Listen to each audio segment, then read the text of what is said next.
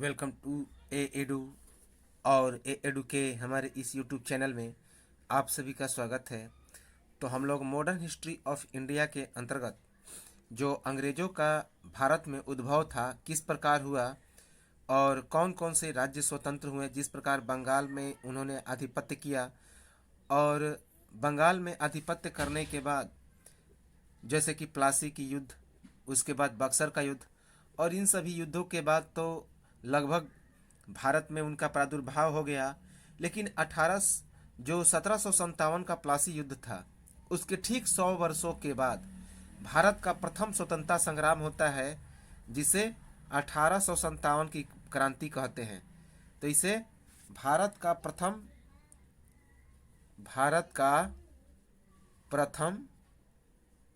स्वतंत्रता संग्राम भी इसे कहते हैं। तो 1857 की महान क्रांति या भारत का प्रथम स्वतंत्रता संग्राम, ये सभी संज्ञा दी जाती है 1857 के विद्रोह को। तो चलिए आज हम 1857 के विद्रोह को शुरुआत करने जा रहे हैं। तो प्लासी का जो युद्ध हुआ था वह 1757 ईस्वी में हुआ था और उसके ठीक 100 वर्षों के बाद 1857 ईस्वी में भारत का प्रथम स्वतंत्रता संग्राम, जिसे महान स्वतंत्रता संग्राम कहा जाता है 1857 का, तो वह हुआ। तो प्लासी के युद्ध के बाद 23 जून 1757 ईस्वी को प्लासी के मैदान में प्लासी का युद्ध हुआ था और उसके ठीक 100 वर्षों के बाद 1857 ईस्वी में महान स्वतंत्रता संग्राम हुआ। याद रखेंगे।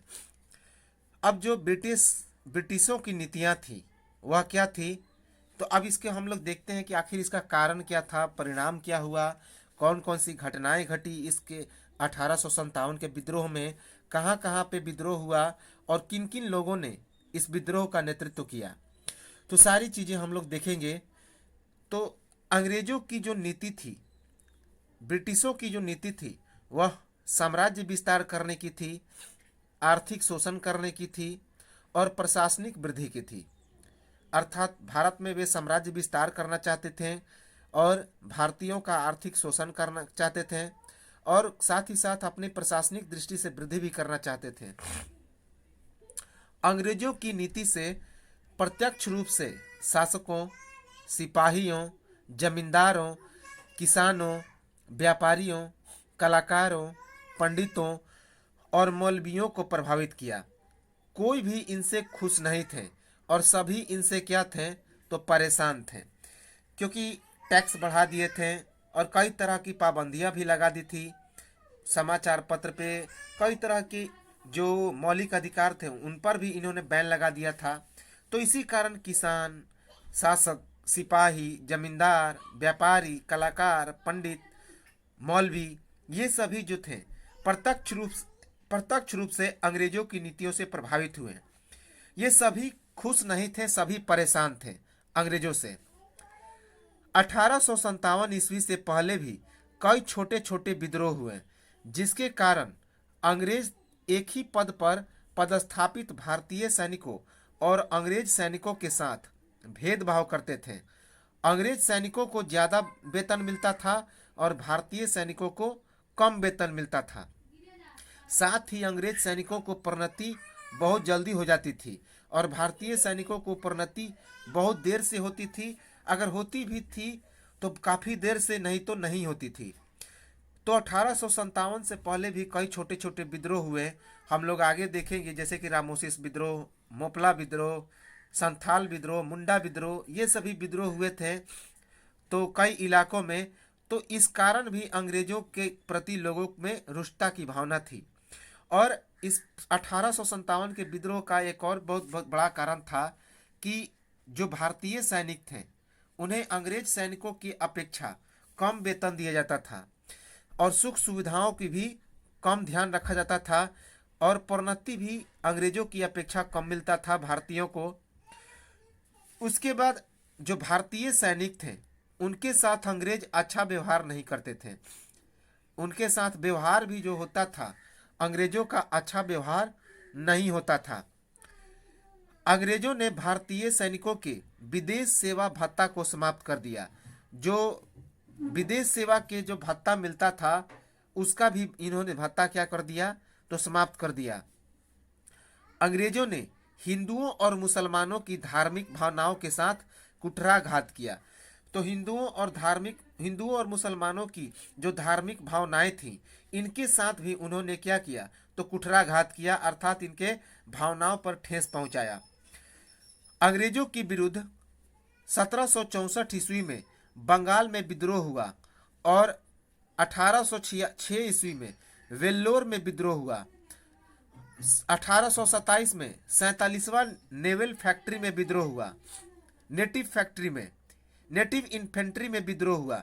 1825 ईस्वी में ग्रेनेडियर कंपनी ने विद्रोह किया तथा 1838 ईस्वी में सोलापुर में विद्रोह हुआ। पर ये सभी लोकल स्तर के छोटे विद्रोह थे जो बड़े विद्रोह का रूप धारण नहीं कर पाए, क्योंकि ये सभी विद्रोह केवल सैनिकों का ही था, इसमें किसी और लोगों का सहयोग नहीं मिल पाया। तो 1800 तो चूंकि सैनिक परेशान थे, तो सैनिक अब परेशानी के कारण कई जगह विद्रोह भी किए, लेकिन ये सभी छोटे छोटे विद्रोह थे। जैसे कि 1764 ईस्वी में सैनिकों ने बंगाल में विद्रोह किया। 1806 ईस्वी में बेल्लोर में विद्रोह हुआ। 1827 ईस्वी में 47वां नेटिव इन्फेंट्री में विद्रोह हुआ। 1825 ईस्वी में ग्रेनेडियर कंपनी ने विद्रोह किया। 1838 ईस्वी में सोलापुर में विद्रोह हुआ। लेकिन ये जितने सारे विद्रोह थे, ये सभी छोटे छोटे लोकल स्तर पे विद्रोह थे और कभी भी बड़े विद्रोह का रूप धारण नहीं कर पाए, क्योंकि ये सभी जो विद्रोही थे ये सैनिकों का विद्रोह था, बड़ा कोई विद्रोह नहीं था, इनमें कोई दूसरा सहयोगी नहीं बन पाया। याद रखेंगे कि कहाँ कहाँ 1764 में बंगाल में, 1806 में बेल्लोर में, 1824 में 47वां नेटिव इन्फेंट्री, 1825 ईस्वी में ग्रेनेडियर कंपनी, 1838 में सोलापुर में। याद रखेंगे, कभी कभी इनसे पूछ लिए जाते हैं। इसके बाद 1798 ईस्वी से लेकर 1805 ईस्वी के बीच लॉर्ड वेलेस्ली ने सहायक संधि की नीति अपनाई, जिसके तहत भारत में अंग्रेजी साम्राज्य के प्रसार में विशेष भूमिका निभाई गई तथा उन्हें भारत में एक विस्तृत क्षेत्र हाथ लगा। इस कारण भारतीय राज्य अपनी स्वतंत्रता खो बैठे। तो 1857 के विद्रोह का एक सबसे बड़ा कारण था लॉर्ड वेलेस्ली के द्वारा अपनाया गया जो सहायक संधि की नीति था, वह था क्योंकि इस सहायक संधि के नीति के अंतर्गत कई बड़े बड़े राज्य अंग्रेजी सेनाओं में मिला लिए गए थे। याद रखेंगे, इस सहायक संधि के नीति के अंतर्गत और भारत में एक विस्तृत क्षेत्र अंग्रेजों को हाथ लग गया और भारतीय राज्य अपनी स्वतंत्रता खो बैठे थे। दूसरा एक कारण था लॉर्ड डलहौजी के द्वारा अपनाया गया हड़प की नीति। इस हड़प की नीति के द्वारा हड़प की नीति के तहत उसने राज्यों को हड़प कर गोद लेने की प्रथा को समाप्त कर दिया। इस नीति के तहत जिस क्षेत्र के राजा ने गोद लेने की प्रथा को अपनाई थी, तो लॉर्ड डलहौजी ने उस राज्य को हड़प कर अपने अधीन कर लिया।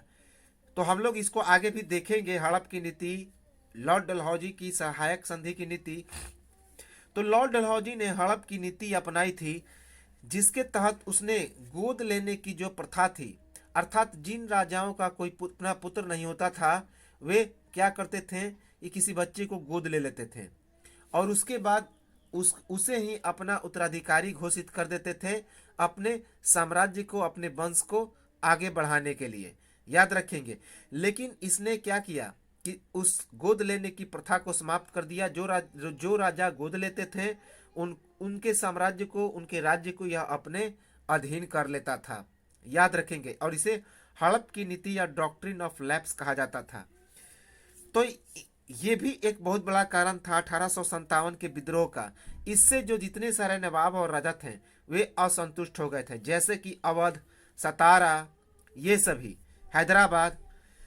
प्राचीन भारतीय राज्य व्यवस्था के अनुसार जिन राजाओं के पुत्र नहीं होते थे, वे किसी भी बच्चे को गोद लेकर उसे अपना उत्तराधिकारी बना देते थे। पर लॉर्ड डलहौजी ने इस प्रथा को समाप्त करके इन क्षेत्रों को अपने अधीन कर लिया। यही था गोद लेने की प्रथा, जिसे हड़प की नीति या डॉक्ट्रिन ऑफ लैप्स कहा जाता है। हड़प की नीति के अनुसार हड़प किए गए कौन कौन से क्षेत्र थे?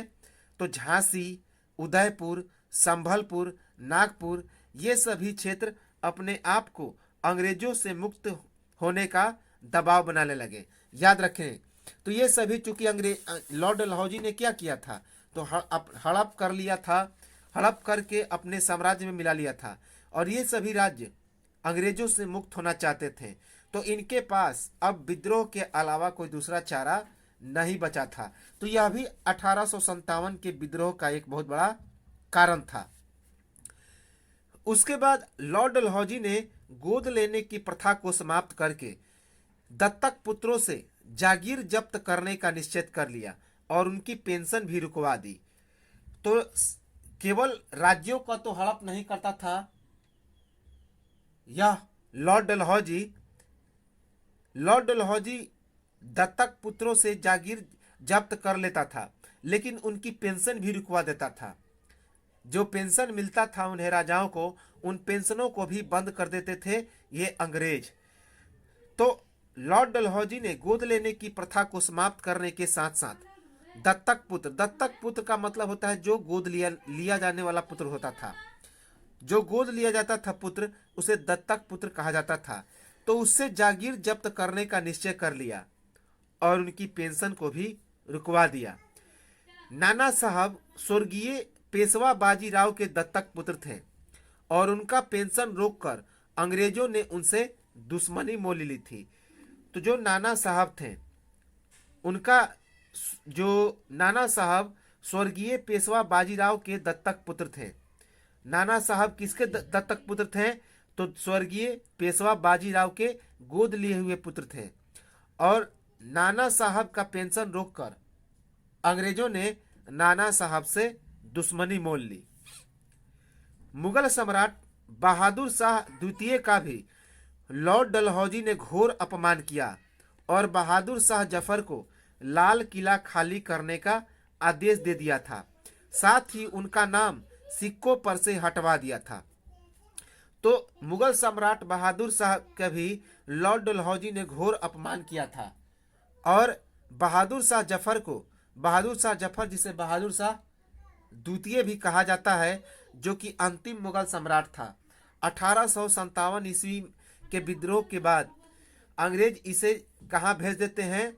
तो रंगून भेज देते हैं और इसे पेंशन पे, और वहीं पर इसकी मृत्यु भी हो जाती है। तो हम लोग इसको आगे देखेंगे कि मुगल सम्राट बहादुर शाह द्वितीय का भी लॉर्ड डलहौजी ने काफी घोर अपमान किया था और बहादुर शाह जफर द्वितीय को लाल किला खाली करने का आदेश दे दिया और साथ ही साथ बहादुर शाह जफर के सिक्कों पर से इसका नाम हटवा दिया। बहादुर शाह जफर के दो पुत्र थे, एक का नाम था कोयास और दूसरे का नाम था मिर्जा जबाम बख्श। तो एक का नाम था कोयास और दूसरे का नाम था मिर्जा जबाम बख्श। ये दोनों बहादुर शाह जफर के दो पुत्र थे, जिसमें मिर्जा जबाब बख्श वह ज्येष्ठ पुत्र था, अर्थात बड़ा पुत्र था, जबकि जो कोयास था वह छोटा पुत्र था। पर अंग्रेजों ने कोयास को उत्तराधिकारी बना दिया था, जबकि वास्तविक उत्तराधिकारी कौन था? तो बड़ा पुत्र होना चाहिए था, मिर्जा जबाब बख्श। अंग्रेजी शासन के इस फैसले से बहादुर शाह जफर के राज परिवार और जनसाधारण में भारी रोष व्याप्त था। तो बहादुर शाह जफर के दो पुत्र थे, एक का नाम था मिर्जा जबाब बख्श जो कि उसका बड़ा पुत्र था, दूसरे का नाम था कोयास। तो कोयास को ही अंग्रेजों ने क्या किया? तो उत्तराधिकारी बना दिया, राजा बना दिया, और मिर्जा जबाब बख्श को अंग्रेजों ने राजा नहीं बनाया। तो इसलिए जो नवाब थे, जो मुगल सम्राट बहादुर शाह द्वितीय थे, इनके राज परिवार में और पूरे जनसाधारण में अंग्रेजों के प्रति रोष व्याप्त हो गया। तो यह भी 1857 के विद्रोह का एक बहुत बड़ा कारण था कि बड़े बेटे के होते हुए छोटा पुत्र राजा बन गया। क्या नाम था उसका? तो कोयास। उसके बाद 1884 में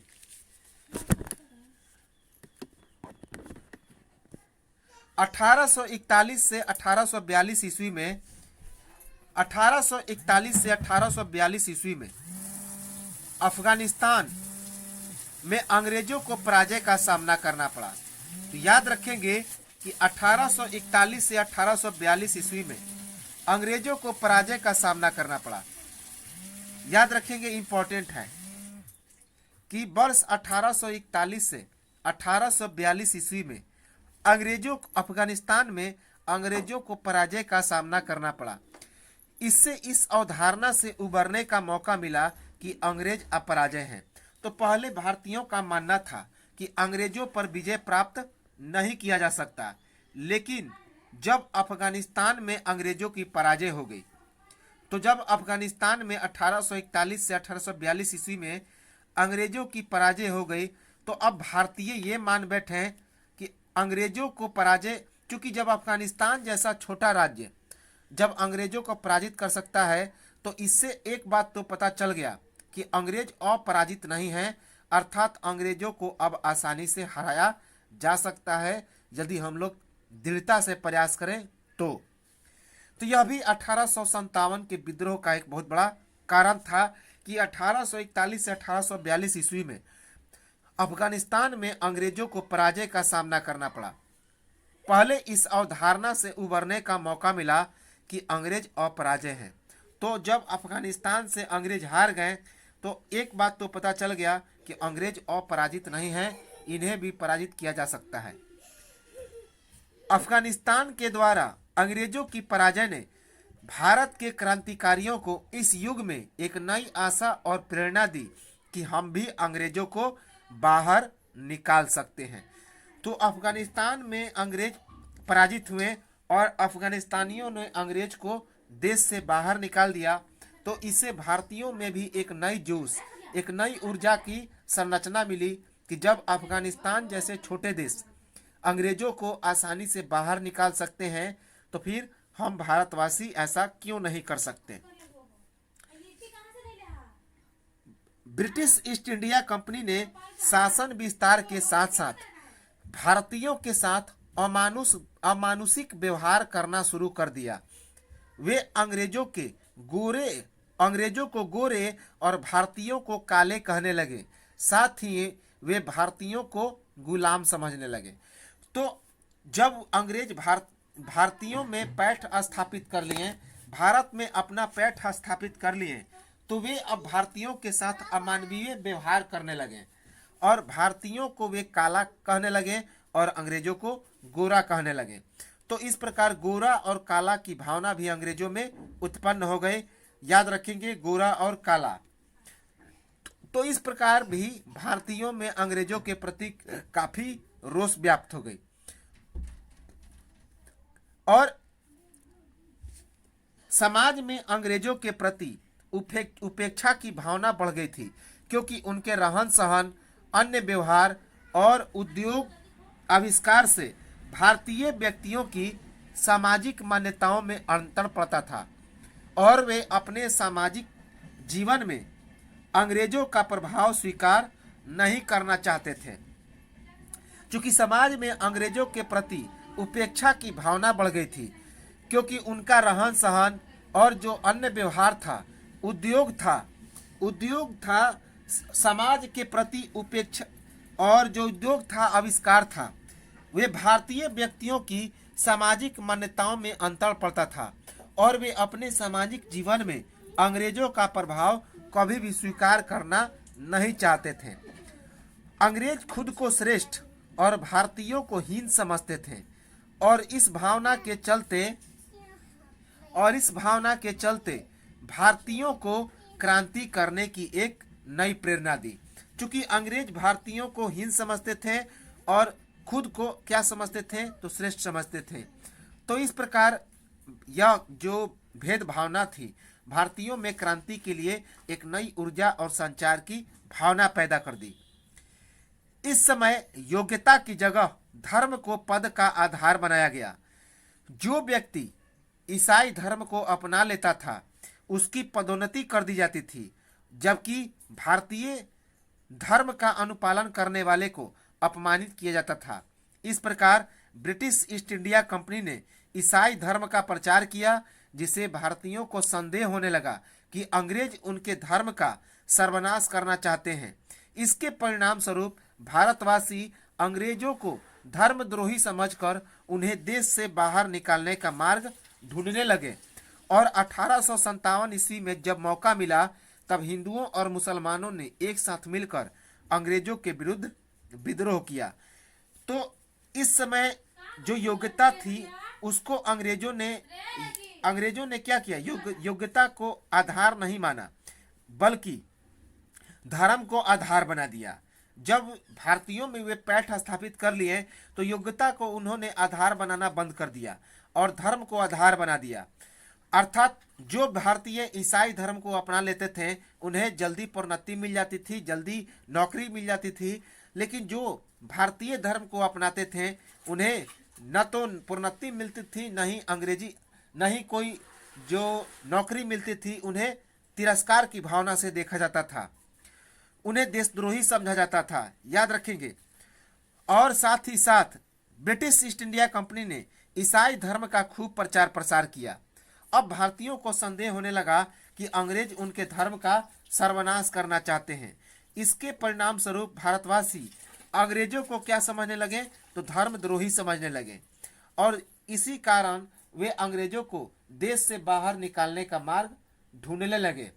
और 1857 का जो विद्रोह था उनको एक बहुत बड़ा क्या मिल गया, तो एक तरह का ट्रैक मिल गया और हिंदुओं और मुसलमानों ने मिलकर इनके खिलाफ काफी बड़ा विद्रोह कर दिया। ब्रिटिश ईस्ट इंडिया कंपनी ने भारत के उद्योग धंधे को नष्ट कर दिया तथा श्रमिकों से बलपूर्वक अधिक से अधिक श्रम कराकर कम पारिश्रमिक देना प्रारंभ कर दिया। इससे भारतीय व्यापारियों और सैनिकों में अंग्रेजों के प्रति घृणा की भावना उत्पन्न कर दी और वे अपना गुस्सा 1857 की क्रांति में प्रकट कर दिए। तो ईस्ट इंडिया कंपनी ने भारत के उद्योग धंधों को भी नष्ट कर दिया और श्रमिकों से बलपूर्वक अधिक से अधिक श्रम कराकर कम पारिश्रमिक देना शुरू कर दिया। इससे जो भारतीय व्यापारी थे और श्रमिक थे अंग्रेजों के प्रति घृणा उत्पन्न कर दी और 1857 की क्रांति उत्पन्न हो गई। याद रखेंगे कि चूंकि भारत में उस समय कुटीर उद्योग था, छोटे छोटे उद्योग था, तो उन्होंने क्या कर दिया, इसे नष्ट कर दिया और ज़्यादातर वे काम कराते थे और उसके बदले में कम पैसा देते थे। तो इस कारण भी भारतीय व्यापारिक और श्रमिक में भी अंग्रेजों के प्रति घृणा और गुस्सा की भावना उत्पन्न हो गई और 1857 की क्रांति में भी अपना गुस्सा क्या कर दिए, तो प्रकट कर दिए। एक तरह से देखा जाए कि कुछ हद तक अंग्रेजों ने सही भी किया था, क्योंकि भारत में आज बहुत सारे उद्योग धंधे, बहुत सारे ऑफिसेज और बहुत सारे जो पुराने किले हैं वे अंग्रेजों के ही देखे जाते हैं, जो काफ़ी मजबूत हैं। तो लेकिन बहुत हद तक उन्होंने भारतीय उद्योग धंधों को भी नष्ट कर दिया। हालांकि जब उन्होंने इसकी शुरुआत की थी अंग्रेजों ने, तो कम से कम भारतीय उद्योग धंधों को भी रखना चाहिए था, लेकिन उन्होंने इसे नष्ट कर दिया था, जो कि अच्छी बात नहीं थी।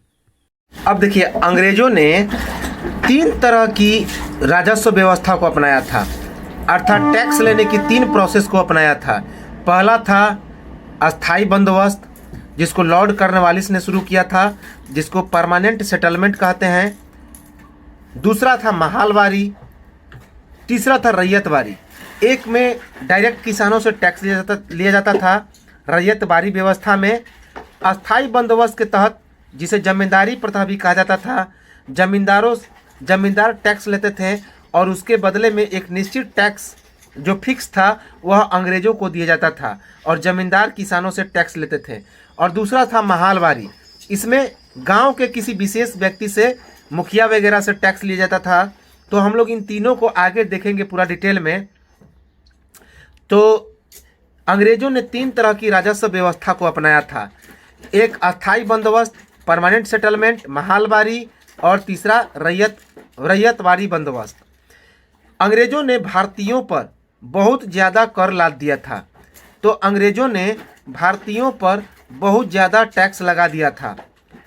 सूदखोर किसानों और व्यापारियों का शोषण करते थे अंग्रेजों के साथ मिलकर। जो सूद देते थे, जिसे सूदखोर कहा जाता था, अर्थात जो ब्याज पर पैसा उधार देते थे उन्हें सूदखोर कहा जाता था। तो वे किसानों और व्यापारियों का एक्सप्लॉयटेशन करते थे, शोषण करते थे। किसके साथ मिलकर? तो अंग्रेजों के साथ मिलकर। तो इससे भी भारतीयों में अंग्रेजों के प्रति काफ़ी जो भावना हुई वह रुष्ट हुई। अंग्रेजों ने भारतीय कलाकारों और हस्तकरघा उद्योग करने वाले और उनके उद्योग धंधों को लगभग नष्ट कर दिया था। तो अंग्रेजों ने क्या किया कि जो भारतीय कलाकार थे, जो हस्तकरघा उद्योग करने वाले थे, उन्हें नष्ट कर दिया, उनके उद्योग धंधों को लगभग पूरी तरह से नष्ट कर दिया। जमींदारों और भूस्वामियों को अंग्रेज एक निश्चित राशि की कर इकट्ठा करने के लिए आदेश दे देते थे। अगर वे उतनी कर इकट्ठा नहीं करते थे तो अंग्रेज उनके ज़मीन को नीलाम कर देते थे। इस प्रकार जो जमींदार थे वे अब सड़क पर आने लगे। तो जमींदारों और भूस्वामियों को अंग्रेज एक निश्चित राशि की कर इकट्ठा करने के लिए दे देते थे, और अगर वे कर इकट्ठा करके नहीं लाते थे तो अंग्रेज उनकी ज़मीन को क्या करते थे? तो नीलाम कर देते थे। जिस प्रकार कई जमींदार सड़क पर आ गए। ब्रिटिश ईस्ट इंडिया कंपनी की नीति लालची साम्राज्य विस्तार और इकट्ठा करने की थी। तो जो ब्रिटिश ईस्ट इंडिया कंपनी की नीति थी, लालची थी, साम्राज्य विस्तारवादी थी और इकट्ठा करने की थी, अर्थात ज़्यादा से ज़्यादा अपने साम्राज्य को फैलाने की नीति थी, चाहे वो जैसे फैल जाए। अंग्रेजों ने प्रभाव की नीति, बाहरी संधि की नीति तथा हड़प की नीति को अपनाया। तो अंग्रेजों ने कौन कौन सी नीति को अपनाया? प्रभाव की नीति, बाहरी संधि की नीति और हड़प की नीति को।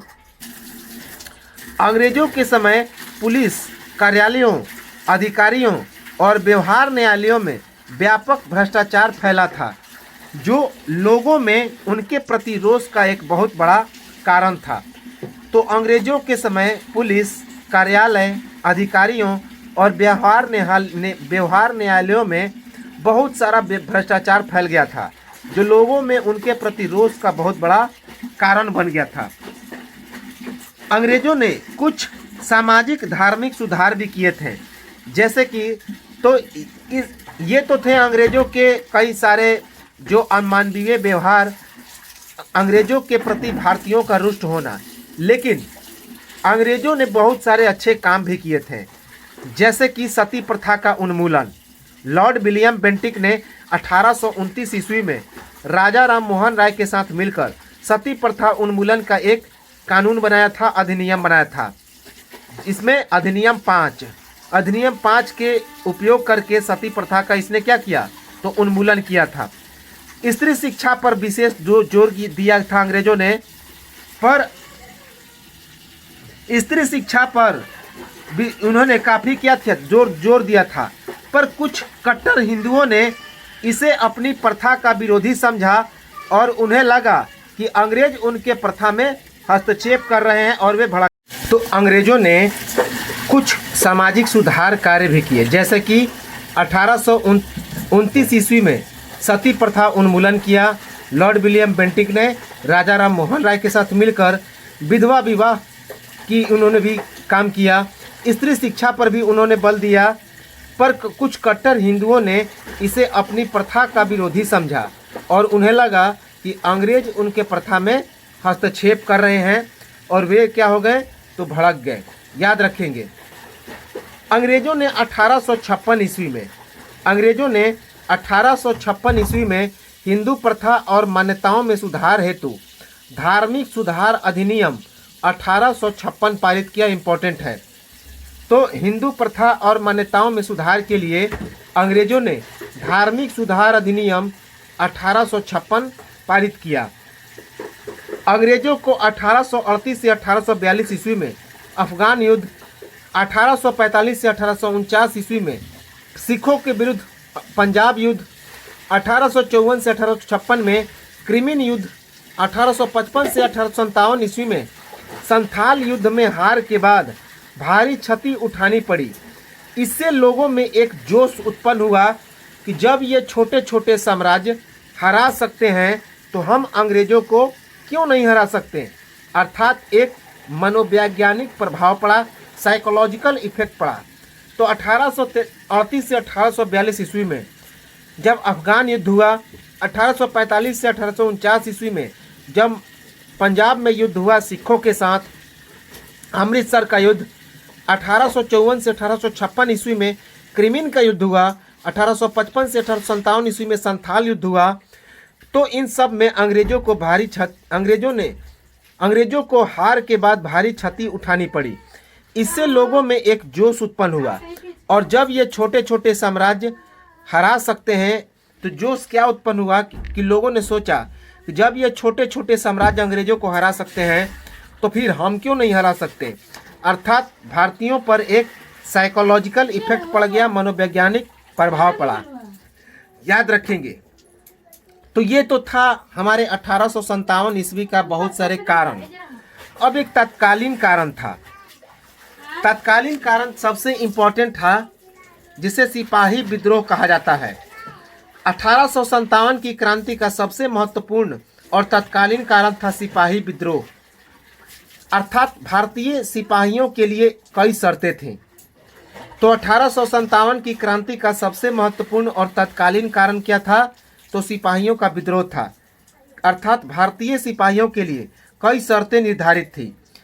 अर्थात भारतीय सिपाही जो हिंदू थे वे धार्मिक होते थे, और वे एक धार्मिक धागा पहनते थे, और अंग्रेजों ने उस पर क्या कर दिया? तो प्रतिबंध लगा दिया। इससे भारतीयों में धार्मिक जो ठेस थी वह पहुंच गई। तो अंग्रेजों ने भारतीय धार्मिक भावना पर कुठाराघात किया था, क्योंकि जो अंग्रेज होते थे, क्योंकि जो भारतीय होते थे काफ़ी शुरू से ही धार्मिक प्रवृत्ति के होते थे। तो जो भारतीय सिपाही थे उनमें अधिकतर हिंदू होते थे और वे धार्मिक होते थे, और वे एक धार्मिक धागा पहनते थे जिसे हम लोग बद्धी कहते हैं, धागी कहते हैं। तो वे धागी पहनते थे हाथों में। अंग्रेजों ने उस पर प्रतिबंध लगा दिया, उसे पहनना क्या कर दिया? तो बैन कर दिया। तो ये भारतीय सैनिकों ने क्या समझा कि हमारी धार्मिक भावना पर कुठाराघात कर रहे हैं। उसके बाद भारतीय सैनिकों को धार्मिक पहचान हेतु किसी भी चीज़ को पहनने और इस्तेमाल करने पर प्रतिबंध लगा दिया गया। अब भारतीय जो सैनिक थे, किसी भी भारतीय सैनिक जो थे, उनके धार्मिक पहचान हेतु किसी भी चीज़ को पहनने और इस्तेमाल करने पर अंग्रेजों ने बैन लगा दिया।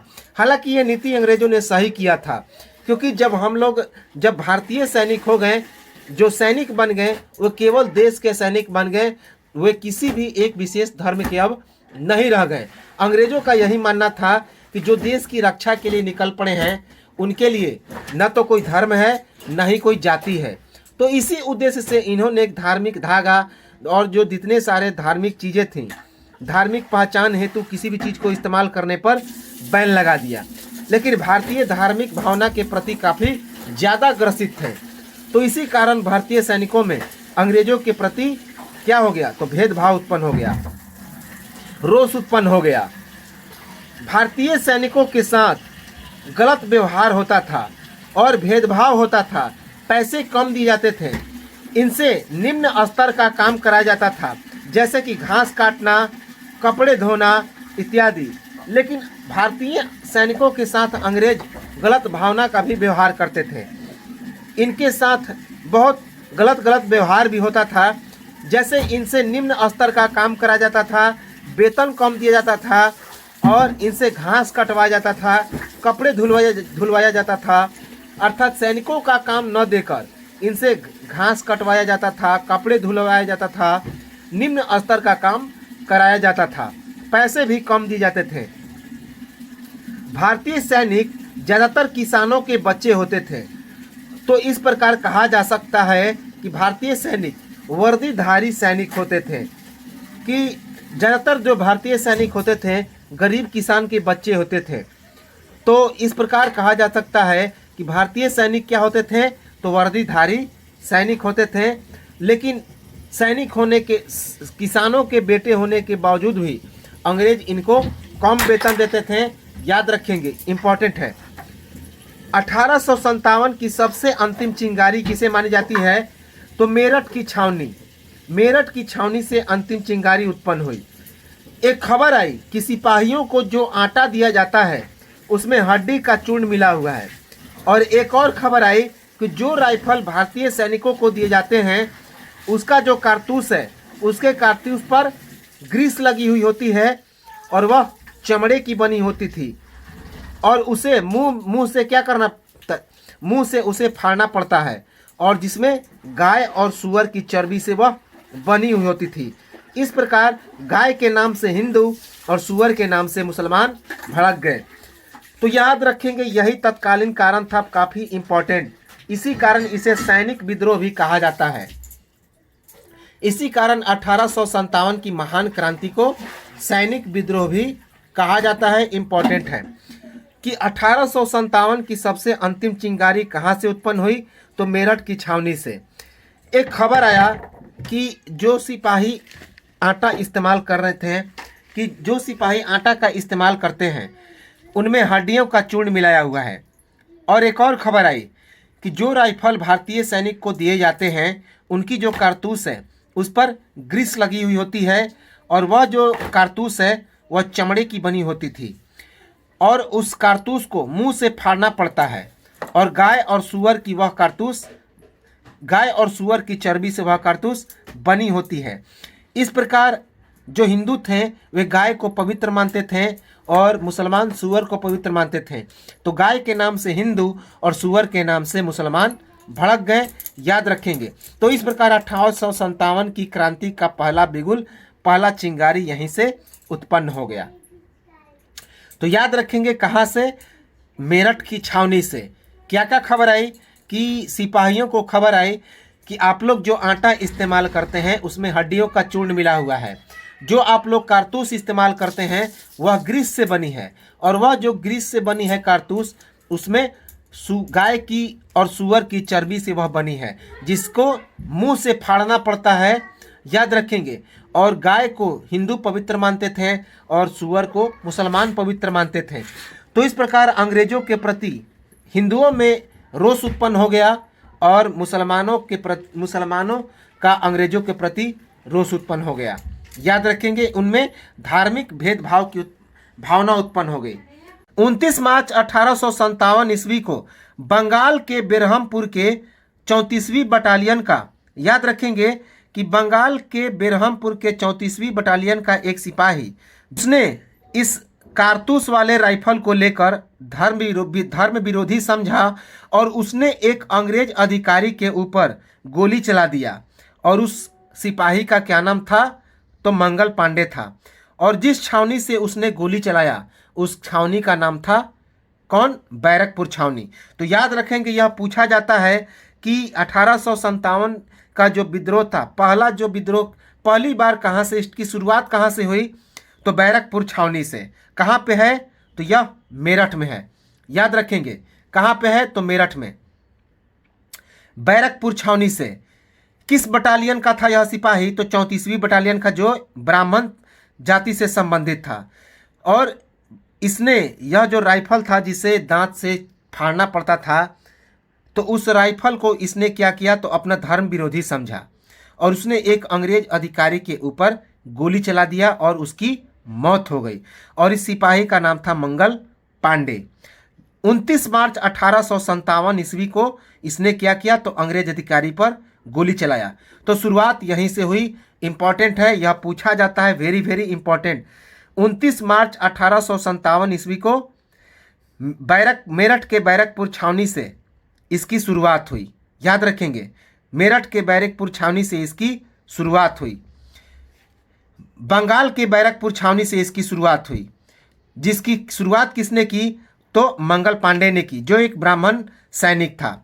और बंगाल के बेरहमपुर का यह 34वीं बटालियन का एक सिपाही था, याद रखेंगे। वेरी वेरी इंपॉर्टेंट है, बहुत इंपॉर्टेंट है।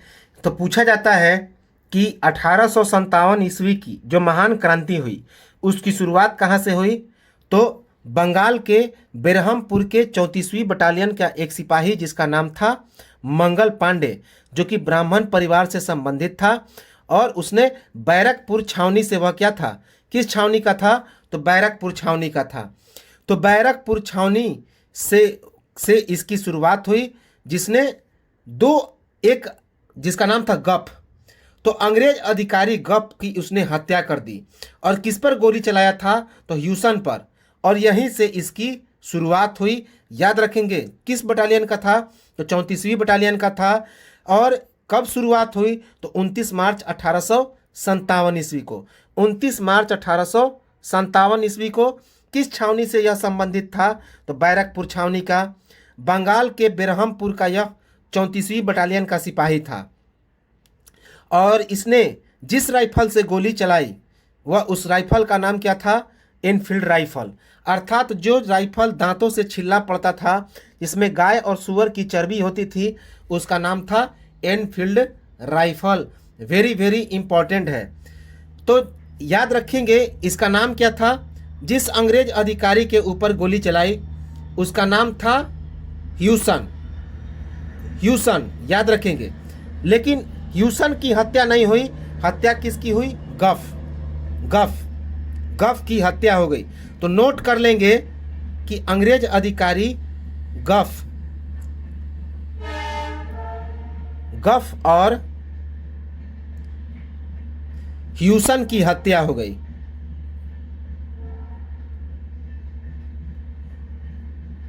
गफ और ह्यूसन की हत्या हो गई। इंपॉर्टेंट है।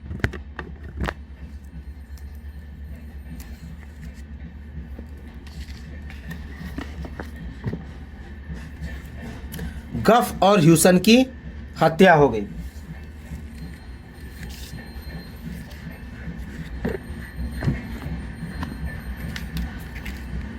गफ और ह्यूसन की हत्या।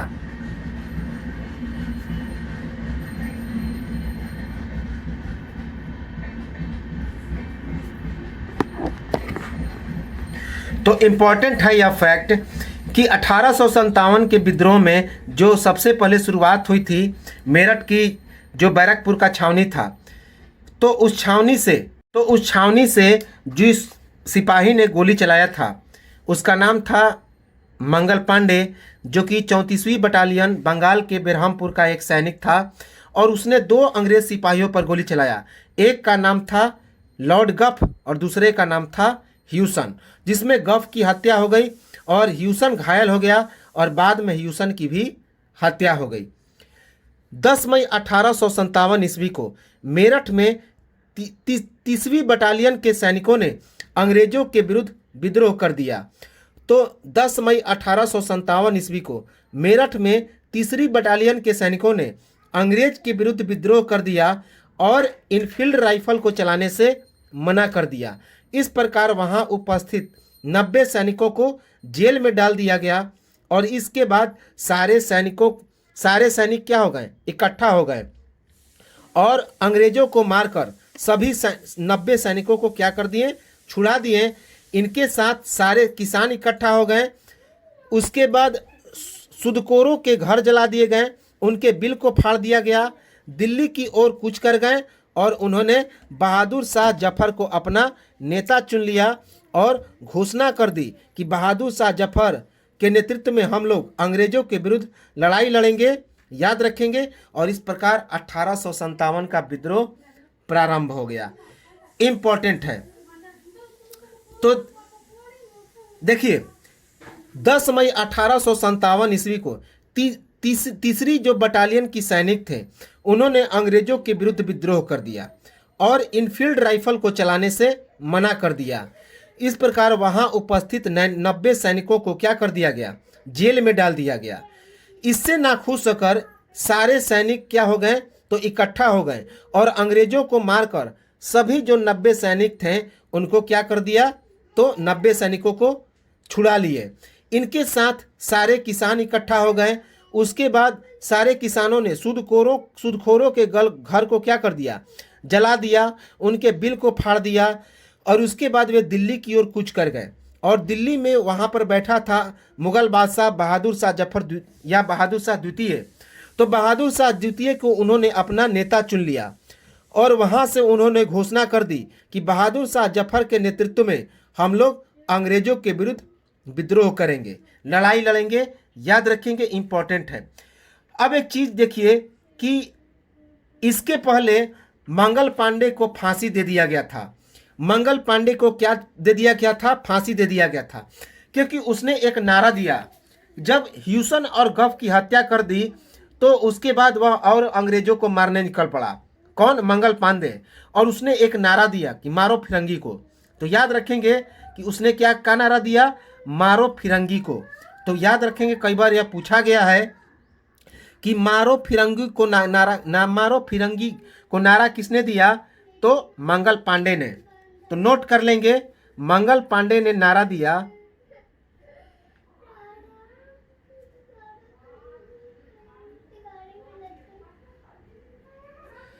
मंगल पांडे ने नारा दिया, मारो फिरंगी को,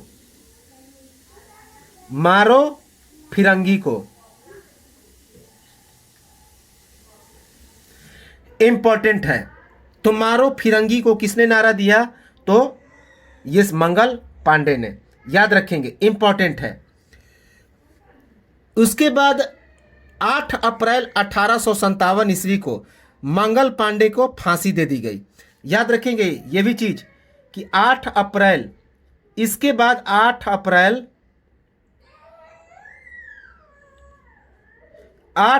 1857 ईस्वी को मंगल पांडे को क्या हो गए? तो फांसी दे दी गई। तो इंपॉर्टेंट है कि 8 अप्रैल 1857 ईस्वी को मंगल पांडे को फांसी की सजा दे दी गई, क्योंकि इसने 2 अंग्रेज अधिकारियों की हत्या किए थे। एक का नाम था ह्यूसन और दूसरे का नाम था गफ। और साथ ही साथ अंग्रेज को मारने के लिए इसने एक नारा दिया, मारो फिरंगी को। याद रखेंगे, इसी कारण 8 अप्रैल 1857 ईस्वी को मंगल पांडे को फांसी दे दी गई। अब इसके बाद भारतीय सैनिक भड़क गए। तो अभी हमने क्या देखा कि 10 मई 1857 ईस्वी को जो 3री बटालियन सैनिक थी, याद रखेंगे 3री बटालियन की सैनिक थी कहाँ पे? तो मेरठ में। उन्होंने अंग्रेजों के विरुद्ध विद्रोह कर दिया और इनफील्ड राइफल को चलाने से मना कर दिया, और इस कारण वहां पर उपस्थित 90 सैनिकों को जेल में डाल दिया गया। इसके बाद सारे सैनिक इकट्ठा हो गए और अंग्रेजों को मारकर 90 सैनिकों को छुड़ा लिए। और इसके बाद सारे किसान भी इकट्ठा हो गए और सूदखोरों के घर को उन्होंने क्या कर दिया? तो जला दिया और उनके बिल को भी फाड़ दिया। और उसके बाद वे दिल्ली की ओर कूच कर गए। वहां पर किससे मिले? तो वहां पर इकट्ठा था मुगल बादशाह बहादुर शाह जफर या बहादुर शाह द्वितीय। तो उन्होंने बहादुर शाह द्वितीय को अपना नेतृत्वकर्ता बना लिया और बहादुर शाह द्वितीय के नेतृत्व में उन्होंने दिल्ली से क्या कर दिया? तो अपने विद्रोह की शुरुआत कर दी। याद रखेंगे, वेरी वेरी इंपॉर्टेंट है। तो ये तो था हमारा 1857 का विद्रोह। चूंकि 10 मई 1857 ईस्वी को 10 मई 1857 ईस्वी को जो 3LC टुकड़ी का जो बटालियन सैनिक था वह कहाँ पे पहुँचा था? दिल्ली। लेकिन किसके नेतृत्व में वह दिल्ली चला था? तो उसका नाम था बख्श खां। याद रखेंगे, बख्श खां। यद्यपि कि 1857 ईस्वी का विद्रोह का नेतृत्व बहादुर शाह जफर कर रहे थे कहाँ पे? दिल्ली में। और दिल्ली में कर, परंतु यह नेतृत्व औपचारिक और नाम मात्र का था। लेकिन वास्तविक नेतृत्वकर्ता कौन था? तो बख्श खां था, जो बरेली के सैन्य विद्रोह के बाद अपने साथियों के साथ दिल्ली पहुंचा था।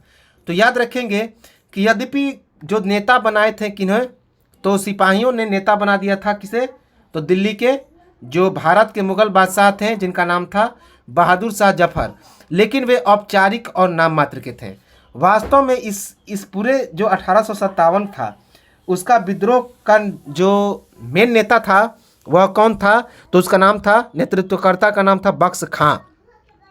उसका नाम था बख्श खां, जो कहाँ से चला था? तो बरेली के सैन्य विद्रोह के बाद अपने साथियों के साथ दिल्ली पहुंचा था।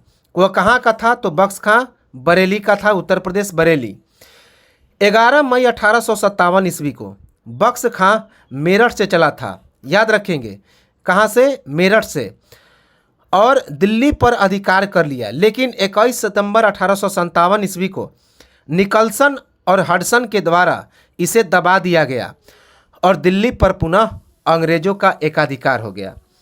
तो याद रखेंगे कि 11 मई 1857 ईस्वी को बख्श खां कहाँ से चले थे, तो मेरठ से चले थे और दिल्ली पर उन्होंने अधिकार कर लिया। लेकिन मात्र 10 दिनों के बाद ही 21 सितंबर 1857 ईस्वी को निकलसन और हडसन के द्वारा इन विद्रोह को दबा दिया गया और दिल्ली पर एक बार फिर से अंग्रेजों का अधिकार हो गया। 1857 की क्रांति में दिल्ली में बख्श खां के नेतृत्व वाले दल में 10 सदस्य जो थे वे प्रमुख थे, जिसमें से सेना के 6, नागरिक विभाग के 4 सदस्य थे और ये सदस्य न्यायालय सम्राट के नाम से सार्वजनिक मुद्दों की सुनवाई करते थे। तो जो 11 सदस्य इनके साथ चले थे, तो इन 11 सदस्यों में जो 10 सदस्य थे उनमें सेना के 6 थे और जबकि 4 सदस्य नागरिक विभाग के थे और ये सदस्य न्यायालय सम्राट के नाम से सार्वजनिक मुद्दों की सुनवाई करते थे। तो याद रखेंगे कि 10 मई 1857 ईस्वी को जो मेरठ से जो तीसरी LC बटालियन की जो टुकड़ी थी वह पैदल टुकड़ी थी, वह कहाँ निकल पड़ी, तो दिल्ली के लिए। किस लिए, तो इनफील्ड राइफल को चलाने से विद्रोह करने के लिए मंगल पांडे को जो फांसी दे दिया गया 8 अप्रैल 1857 ईस्वी को, तो उसके विद्रोह में और इनफील्ड राइफल को मुंह से खींचने के विद्रोह में इनके खिलाफ 90 सैनिकों को क्या कर दिया गया, जेल में डाल दिया गया। और इसके बाद वे सैनिक इकट्ठा हो गए और अंग्रेजों को मारकर 90 सैनिकों को छुड़ा दिया। किसान इकट्ठा हो गए और सूदखोरों के घर को जला दिया, उनके बिल को फाड़ दिया गया। और इसके बाद बख्श खां के नेतृत्व में 10 मई 1857 ईस्वी को वे दिल्ली की ओर कूच कर गए, जिसमें मात्र 10 लोग थे। बख्श खां को मिलाकर 11 लोग थे, तो जिसमें इनके अलावे और 10 लोग थे, जिसमें 6 जो थे वे कौन लोग थे, तो 6 जो थे वे सेना के सदस्य थे और 4 नागरिक विभाग के सदस्य थे और ये सदस्य न्यायालय सम्राट के नाम से सार्वजनिक मुद्दों की सुनवाई करते थे।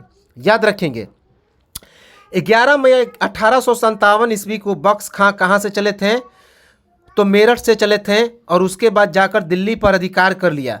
लेकिन 21 सितंबर 1857 ईस्वी को हडसन और निकलसन नामक 2 अंग्रेज अधिकारियों ने इनके विद्रोह को दबा दिया और एक बार फिर से दिल्ली पर अंग्रेजों का अधिकार हो गया।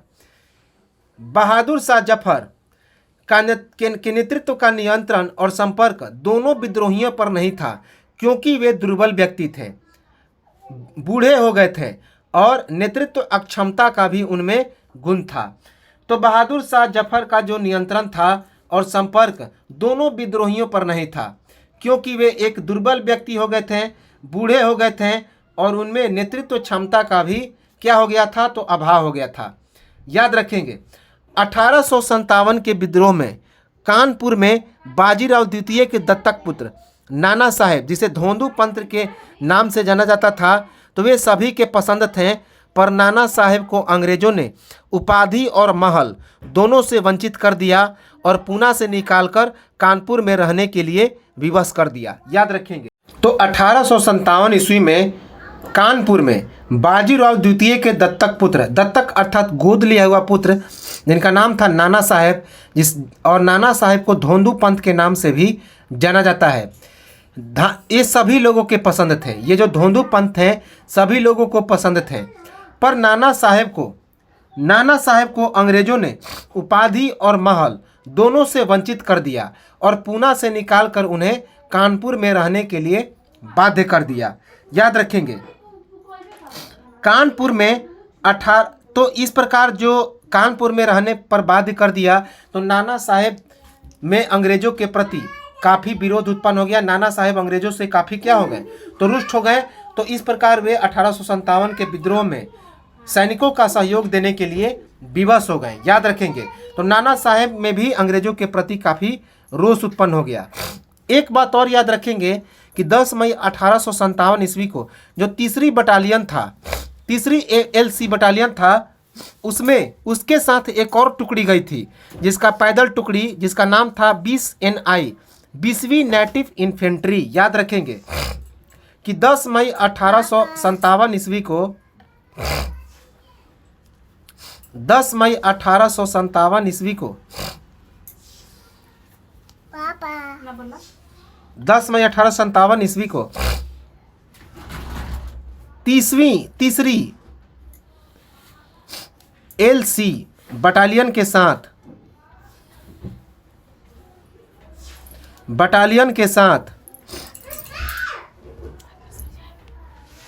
20 NI अर्थात नेटिव इन्फेंट्री ने भी सहयोग किया। नेटिव इन्फेंट्री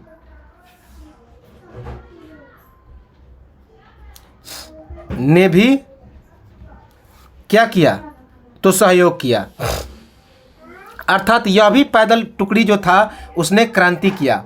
याद रखेंगे, ने भी विद्रोह किया।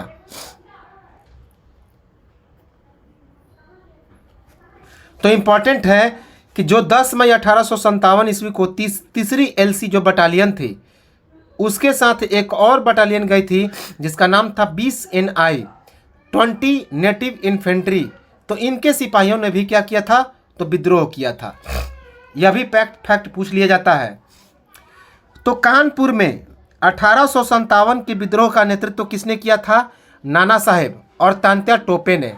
याद रखेंगे, तो कानपुर में 1857 ईस्वी का विद्रोह किसने किया? तो नाना साहेब और तात्या टोपे ने।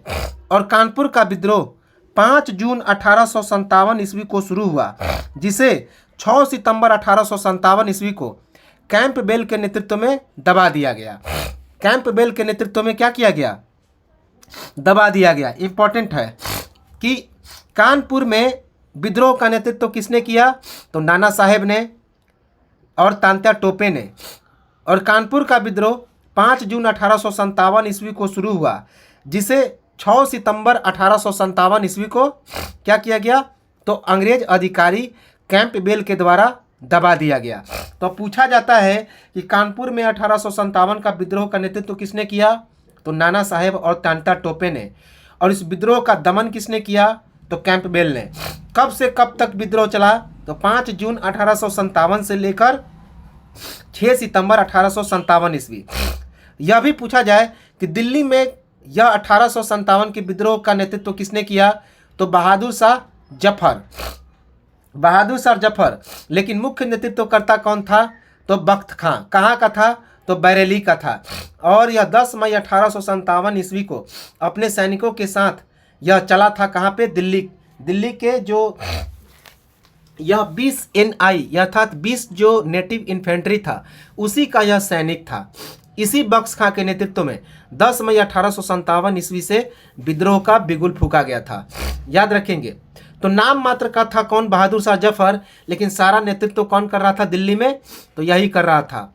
और दिल्ली में इनके विद्रोह का दमन किसने किया था? तो निकोलसन और हडसन ने।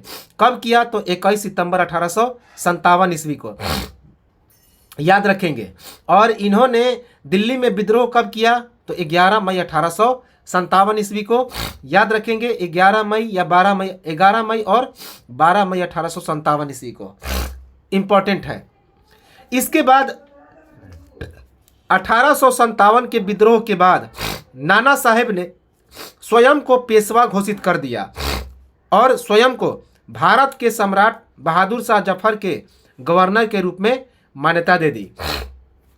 तो 1857 के विद्रोह के बाद जो नाना साहेब थे उन्होंने स्वयं को पेशवा घोषित कर दिया और स्वयं को भारत के सम्राट बहादुर शाह जफर के गवर्नर के रूप में क्या कर दी? तो अपने आप को मान्यता दे दी। लखनऊ में 1857 के विद्रोह का नेतृत्व किसने किया? तो बेगम हजरत महल ने। तो वेरी इंपॉर्टेंट है कि लखनऊ में बेगम हजरत महल ने 1857 के विद्रोह का क्या किया? तो नेतृत्व किया। याद रखेंगे, 4 जून 1857 ईस्वी को यह विद्रोह की शुरुआत हुआ लखनऊ में और जिसे मार्च 1858 ईस्वी में इसका दमन कर दिया गया। किसके द्वारा? तो कैंपबेल के द्वारा।